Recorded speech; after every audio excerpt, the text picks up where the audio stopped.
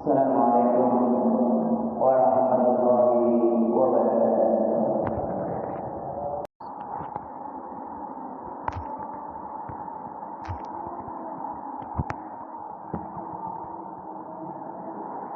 Alhamdulillahilladzi hadana li siratil mustaqim wa akramana bi ni'matil Islam wa ja'alana min ummati sayyidil mursalin.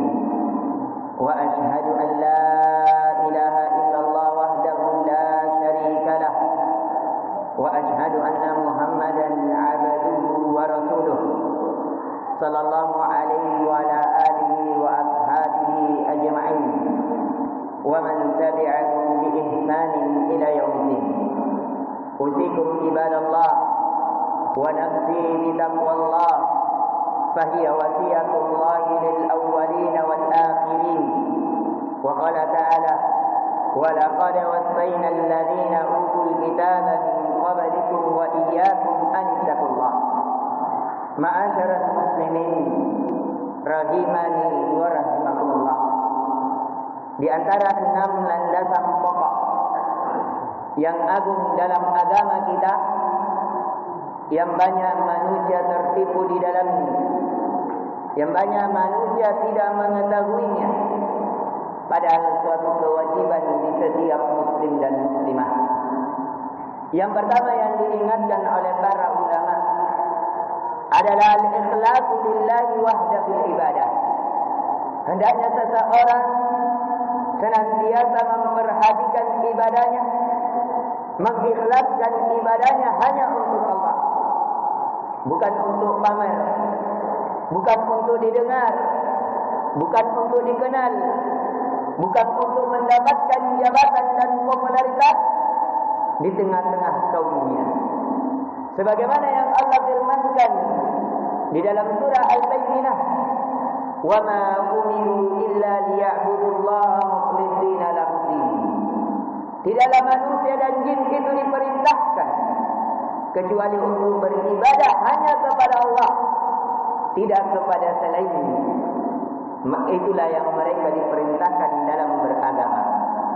Maka siapa yang memalingkan ibadahnya kepada selain Allah, entah kepada para wali, kepada para nabi, atau kepada para malaikat yang didekatkan, apalagi hanya kepada jabatan atau popularitas di tengah kaum muslimin, maka sungguh dia telah melakukan kesyirikan dan akan tidak ada nilainya di sisi Allah. Maka siapa yang berada di atas keikhlasan dalam beribadah kepada Allah, kata para ulama, wa man tahaqqaqal ikhlas najah. Dan barang siapa yang mengikhlaskan ibadahnya hanya kepada Allah, sungguh dia telah mengalami keberuntungan di dunia, di alam barzah dan di akhirat. Yang kedua, al-istima'u 'alal haqq wa at-tahdziru min al-furqati wal ikhtilaf. Di antara fondasi yang wajib setiap muslim dan muslimah untuk berpegang padanya, agar hendaknya dia bersatu di atas hak dan tidak berpecah belah.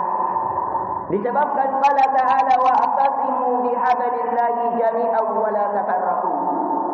Kata Allah Azza wa Jalla dalam surah Ali Imran ayat 103, berpegang teguhlah kalian seluruhnya kepada tali Allah, kepada Al-Quran dan Sunnah, kepada jalan Nabi sallallahu alaihi wasallam, wala tafarraqu, dan janganlah kalian berpecah belah.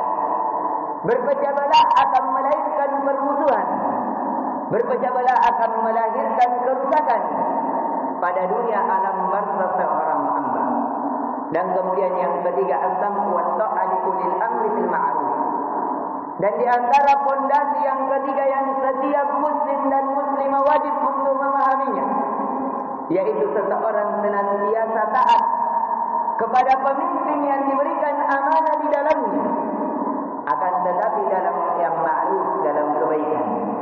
Wa tahrimul khuruju alaihim, dan haram bagi seorang rakyat keluar mengkudeta pemimpinnya.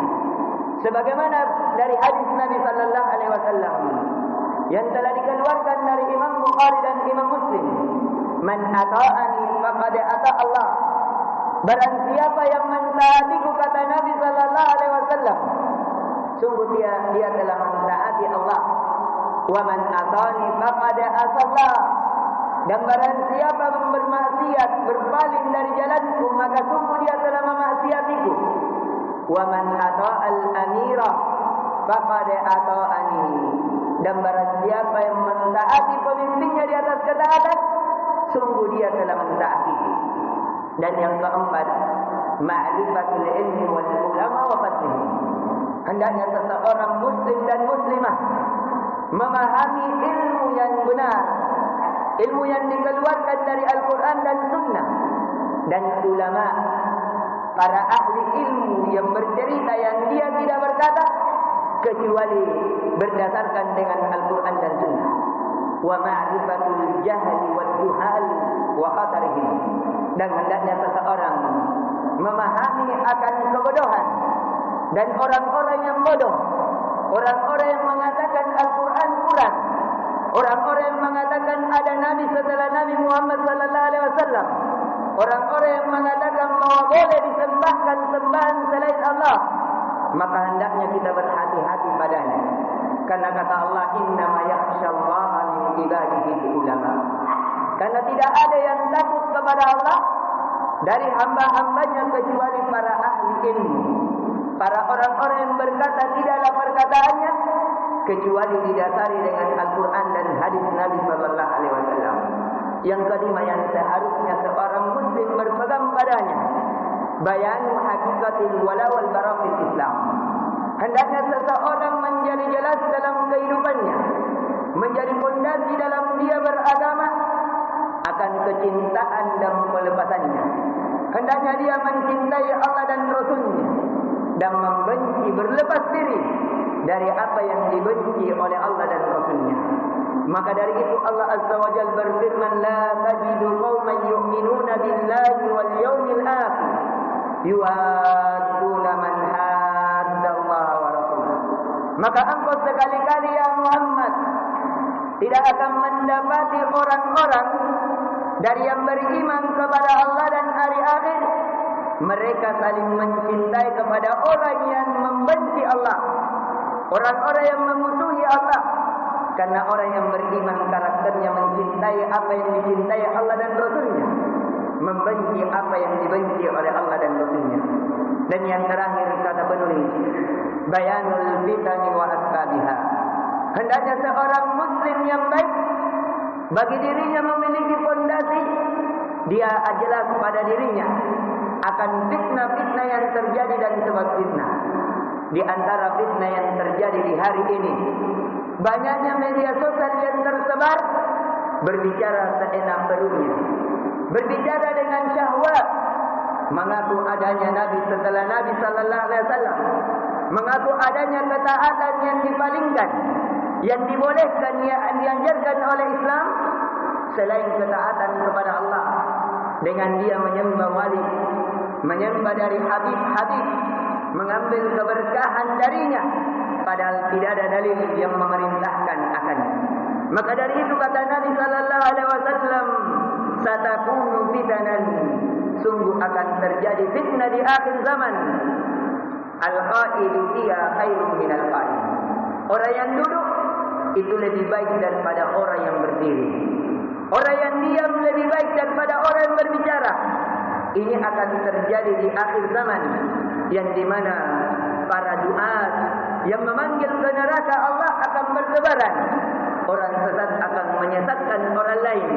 Maka barang siapa yang ingin selamat darinya, maka hendaknya dia senantiasa berdoa kepada Allah, belajar akan Al-Quran dan Sunnah untuk diri, keluarga dan masyarakatnya. Ibadah Allah, semoga dari 6 pokok fondasi bagi seorang muslim ini senantiasa untuk kita perhatikan dan untuk kita amalkan dalam kehidupan agar kita mendapatkan kebahagiaan dunia, alam barzah dan akhirat.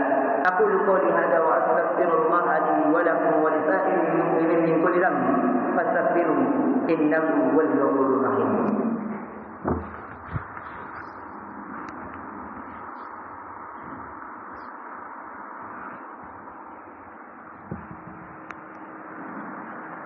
Alhamdulillahi hamdan tayyiban mubarakan fihi kama yuhibbu rabbuna wa yardah. Wa ashhadu an la ilaha illallah wahdahu la syarika lah. Wa ashhadu anna Muhammadan abduhu wa rasuluh. Ma'asyaral muslimin rahimani wa rahimakumullah. Ittaqullaha ta'ala wa'lamu anna a'zama ma yuslahul qulub huwa tauhidul khalis. Ma'asyaral muslimin rahimani wa rahimakumullah.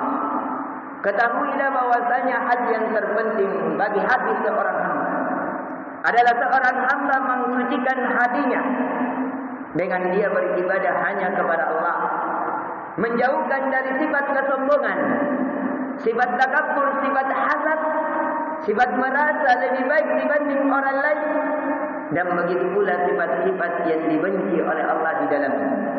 Dan yang paling terhebatnya adalah dia menghilangkan di dalam hatinya kecintaan kepada selain Allah. Dia hilangkan di dalam hatinya ketergantungan kepada selain Allah. Dia hilangkan di dalam hatinya penyandaran kepada selain Allah dalam segala urusannya. Dan kaum muslimin, sebagaimana yang telah kita ingatkan pada khutbah yang pertama, bahwa 6 fondasi pokok yang hendaknya seorang muslim dan muslimah berpegang teguh padanya, yaitu yang pertama, dia ikhlaskan ibadahnya kepada Allah.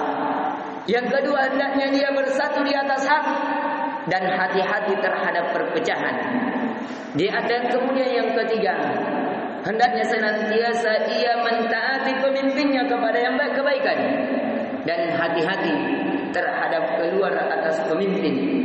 Karena telah kita rasakan bagaimana ketika kita keluar mengkudeta pemimpin kita di tahun 98, kita telah mengalami kerusakan dalam segala hal.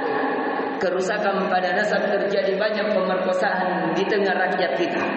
Kerusakan pada ekonomi hingga hari ini kita rasakan, membayar utang dari perbaikan yang telah kita rusak di tahun 98 hingga di 2025 ini.